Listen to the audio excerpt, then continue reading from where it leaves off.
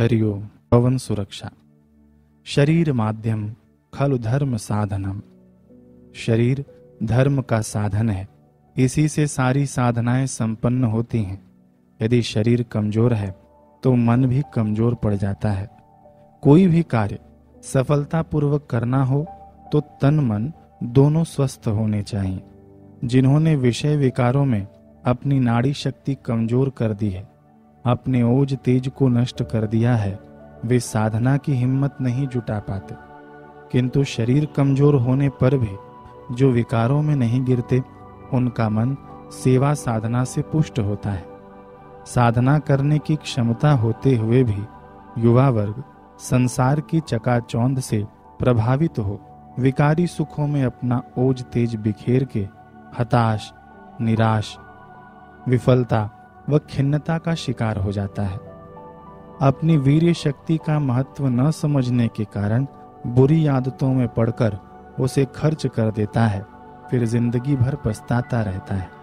ऐसे युवक किसी को अपना दुख दर्द नहीं सुना पाते। अब मन और शरीर कमजोर हो गए, संसार उनके लिए दुखालय हो गया, ईश्वर प्राप्ति उनके लिए असंभव हो गई। अब संसार में रोते रोते जीवन घसीटना ही रहा। इसलिए हर युग में महापुरुष ब्रह्मचर्य पर जोर देते आए हैं। जिस व्यक्ति के जीवन में संयम नहीं है, वह न तो स्वयं की ठीक से उन्नति कर पाता है और न ही समाज में कोई महान कार्य कर पाता है। ऐसे व्यक्तियों से बना हुआ समाज और देश भी सच्ची सुख शांति व आध्यात्मिक उन्नति में पिछड़ जाता है।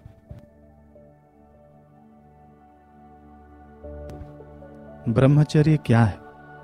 कर्मणा मनसा वाचा सर्वावस्थासु सर्वदा सर्वत्र मैथुन त्यागो ब्रह्मचर्यम प्रचक्षते।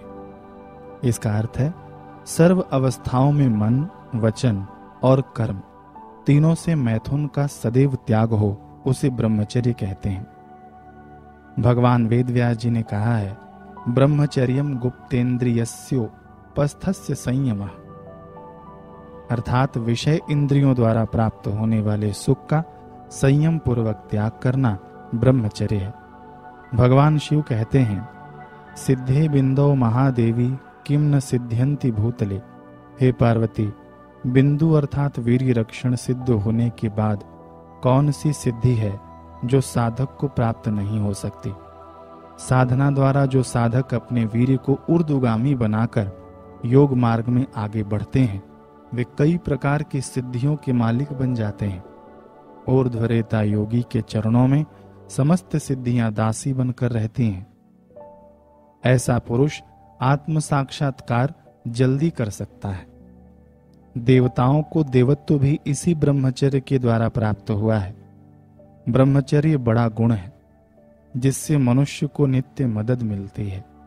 वह जीवन के सब प्रकार के खतरों में सहायता मिलती है।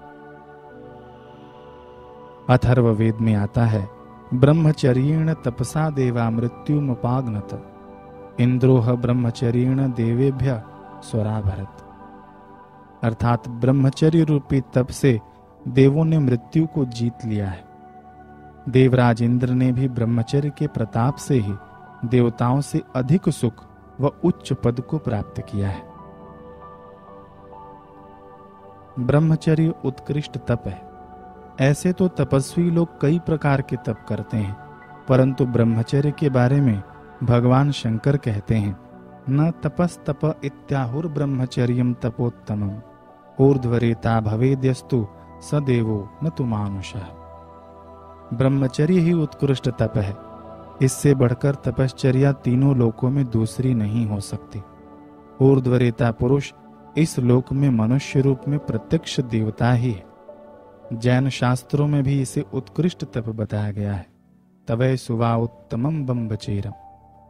ब्रह्मचर्य सप्तभू में उत्तम तप है। वीर्य रक्षण ही जीवन है। वीर्य इस शरीर रूपी नगर का एक तरह से राजा ही है।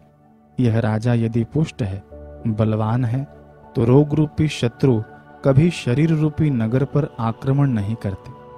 जिसका वीर्य रूपी राजा निर्बल है, उस शरीर रूपी नगर को कई रोग रूपी शत्रु आकर घेर लेते हैं इसलिए कहा गया है मरणम बिंदु पातेन जीवनम बिंदु धारणा।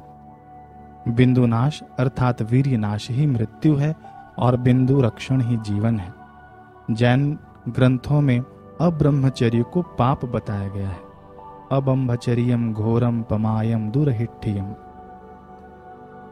अब्रह्मचर्य घोर प्रमाद रूप पाप है।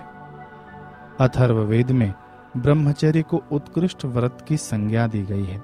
व्रतेषु वै वै ब्रह्मचर्यम। ब्रह्मचर्यम परम बलम।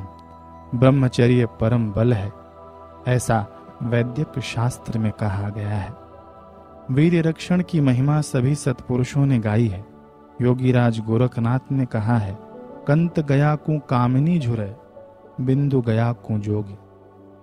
पति के वियोग में कामनी तड़पती है, वह वीर्य पतन होने पर योगी पश्चाताप करता है।